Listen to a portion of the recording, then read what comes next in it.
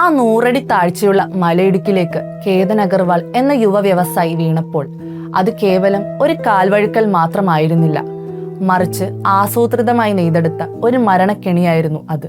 കോടമഞ്ഞും കൊടുംചൂടും മാറിമറിഞ്ഞ ആ June 18-ന് logged കോട്ടയിലെ ട്രെക്കിങ്ങിനിടയിൽ സംഭവിച്ച കേതന്റെ ദാരുണമായ അന്ത്യത്തെ ലോണാവാല റൂറൽ പോലീസ് വെറുമൊരു അപകട മരണമായി ഫയലിൽ കുറിച്ചു.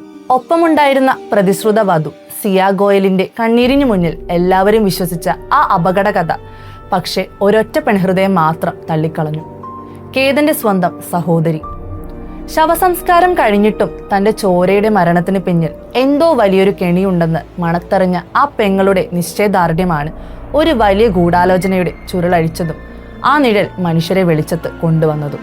സംഭവം നടന്ന് 4 ദിവസങ്ങൾക്ക് ശേഷം കേതന്റെ വിയോഗത്തിൽ അനുശോചനം അറിയിക്കാൻ സിയ അഗർവാൾ കുടുംബത്തിന്റെ വീട്ടിലെത്തിയിരുന്നു. ഈ സന്ദർശനമാണ് കേസിലെ നിർണായക വഴിത്തിരിവായത്. ദുഃഖഭാരത്തോടെ ഇരിക്കുമ്പോഴും കേതന്റെ സഹോദരി സിയയെ നിരീക്ഷണ കണ്ണുകളോടെയാണ് കണ്ടത്. അപകടം നടന്ന ദിവസത്തെക്കുറിച്ച് അവൾ സിയയോട് വിശദമായി ചോദിച്ചറിഞ്ഞു. കഴിഞ്ഞ ഒരു മാസത്തിനിടയിൽ മെയ് 31, ജൂൺ 14, ഒടുവിൽ ജൂൺ 18 എന്നിങ്ങനെ തുടർച്ചയായി 3 തവണയാണ് സിയയും കേതനും ലോഗഡ് കോട്ടയിലേക്ക് മാത്രം ട്രെക്കിങ്ങിനായി പോയത്. എന്തുകൊണ്ടായിരുന്നു ഈ ഒരേ സ്ഥലത്തേക്കുള്ള ആവർത്തിച്ചുള്ള യാത്രകൾ? സഹോദരിയുടെ മൂർച്ചയേറിയ ചോദ്യങ്ങൾക്ക് മുന്നിൽ സിയ പതറി. അവളുടെ മറുപടികളിലെ പരസ്പര വിരുദ്ധതയും ചോദ്യങ്ങളിൽ നിന്ന് ഒഴിഞ്ഞു മാറാനുള്ള പ്രവണതയും സഹോദരിയുടെ സംശയം ഇരട്ടിയാക്കി. ഒടുവിൽ അവൾ തന്റെ സംശയങ്ങൾ കുടുംബാംഗങ്ങളോട് തുറന്നു പറയുകയും അവർ പോലീസിനെ സമീപിച്ച് ഒരു പുനരന്വേഷണം വേണമെന്ന് ശക്തമായി ആവശ്യപ്പെടുകയുമായിരുന്നു. കുടുംബത്തിന്റെ നിർബന്ധത്തിന് മുന്നിൽ പോലീസ് കേസ് വീണ്ടും പൊടിതട്ടിയെടുത്തു. അവർ പ്രദേശത്തെ CCTV ദൃശ്യങ്ങളും സാങ്കേതിക തെളിവുകളും പരിശോധിക്കാൻ ആരംഭിച്ചതോടെ അന്വേഷണം തികച്ചും അപ്രതീക്ഷിതമായ വഴിയിലേക്ക് തിരിഞ്ഞു. ജൂണിലെ കഠിനമായ വേനൽ ചൂടിലും ശരീരം മുഴുവൻ മൂടുന്ന തരത്തിൽ ഒരു ഹുഡി ജാക്കറ്റ് ധരിച്ച ഒരു യുവാവ് കേതന്റെയും സിയയുടെയും വാഹനത്തെയും അവരുടെ നീക്കങ്ങളെയും ലോഗഡ് കോട്ടയ്ക്ക് ചുറ്റും നിരന്തരം പിന്തുടരുന്നതായി CCTV ദൃശ്യങ്ങൾ പോലീസ് കണ്ടെത്തി. ആ ചൂടുകാലത്തെ അസ്വാഭാവികമായ ആ വസ്ത്രധാരണമാണ് അന്വേഷണ ഉദ്യോഗസ്ഥരുടെ ശ്രദ്ധ പിടിച്ചുപറ്റിയത്.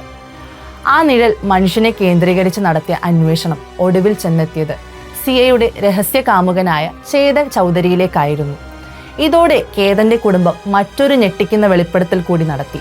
സിയയ്ക്ക് ചേതനുമായി പ്രണയബന്ധമുണ്ടെന്ന കാര്യം സിയയുടെ കുടുംബത്തിന് അറിയാമായിരുന്നിട്ടും അവർ ഈ ആലോചനയുമായി മുന്നോട്ടു പോവുകയും വിവാഹശേഷം എല്ലാം ശരിയാകുമെന്ന് ഉറപ്പു നൽകുകയുമായിരുന്നു അത്രേ. തുടർന്ന് പോലീസ് നടത്തിയ സൈബർ സെൽ പരിശോധനയിലാണ് കൊലപാതകത്തിന്റെ ഡിജിറ്റൽ തെളിവുകൾ പുറത്താവുന്നത്. സിയയും ചേതനും കഴിഞ്ഞ 3 വർഷമായി പ്രണയത്തിലായിരുന്നു. ഈ വർഷം ജനുവരി മുതൽ ജൂൺ വരെയുള്ള വെറും 6 മാസത്തിനിടയിൽ മാത്രം ഇരുവരും 2004 തവണയാണ് ഫോണിൽ സംസാരിച്ചത്. അതായത് ഏകദേശം 238 മണിക്കൂറുകളോളം അവർ ഫോൺ കോളുകളിൽ മാത്രം ചിലവഴിച്ചു. ഇതിനു പുറമെ ഫേസ് ടൈം, വാട്സാപ്പ് കോളുകൾ വഴിയും ഇവർ നിരന്തരം ബന്ധപ്പെട്ടിരുന്നതായി ഡിജിറ്റൽ രേഖകൾ തെളിയിച്ചു. ഇതോടെ സിയയെയും ചേതനെയും പോലീസ് കസ്റ്റഡിയിലെടുത്തു. ചോദ്യം ചെയ്യലിൽ ആദ്യം ഇരുവരും ഒഴുക്കൻ മറുപടികൾ നൽകിയെങ്കിലും പോലീസ് ശാസ്ത്രീയ തെളിവുകൾ നിരത്തി ചോദ്യം ചെയ്യൽ ശക്തമാക്കിയതോടെ പ്രതികളുടെ പ്രതിരോധം തകർന്നു. തങ്ങളുടെ പ്രണയത്തിന് തടസ്സമായി നിന്ന കേതനെ ഇല്ലാതാക്കാൻ മാസങ്ങൾക്ക് മുൻപേ ഇവർ തയ്യാറാക്കിയ കൃത്യമായ കൊലപാതക പ്ലാനായിരുന്നു ഇതെന്ന് പ്രതികൾ സമ്മതിച്ചു. ആദ്യത്തെ 2 യാത്രകളിലും പരാജയപ്പെട്ട പദ്ധതി 3-ാം തവണ അവർ ക്രൂരമായി നടപ്പിലാക്കുകയായിരുന്നു. ജനവാസമില്ലാത്ത മലമുകളിൽ വെച്ച് സിയയും കാമുകൻ ചേതനും ചേർന്ന് കേതനെ ആഴമേറിയ മലയിടുക്കിലേക്ക് തള്ളി താഴേട്ട് കൊലപ്പെടുത്തുകയായിരുന്നു. ജൂൺ 23-നാണ് പോലീസ് സിയ ഗോയലിനെയും ചേതൻ ചൗധരിയുടെയും അറസ്റ്റ് രേഖപ്പെടുത്തിയത്. ഒരു അപകട മരണമാണെന്ന് കരുതി പോലീസ് ഫയൽ ക്ലോസ് ചെയ്യാനിരുന്ന കേസിൽ ഒരു സഹോദരി കാണിച്ച ജാഗ്രതയും ബുദ്ധിശക്തിയും മാത്രമാണ് ക്രൂരയായ ഈ കാമുകന്മാരെ ഇന്ന് ഇരുമ്പഴിക്കുള്ളിലാക്കിയത്. ഈ വലിയ ഗൂഢാലോചനയിൽ ഇവർക്ക് പുറമെ മറ്റാർക്കെങ്കിലും പങ്കുണ്ടോ എന്നതിനെക്കുറിച്ച് പോലീസ് ഇപ്പോൾ ഊർജിതമായ അന്വേഷണം നടത്തിവരികയാണ്.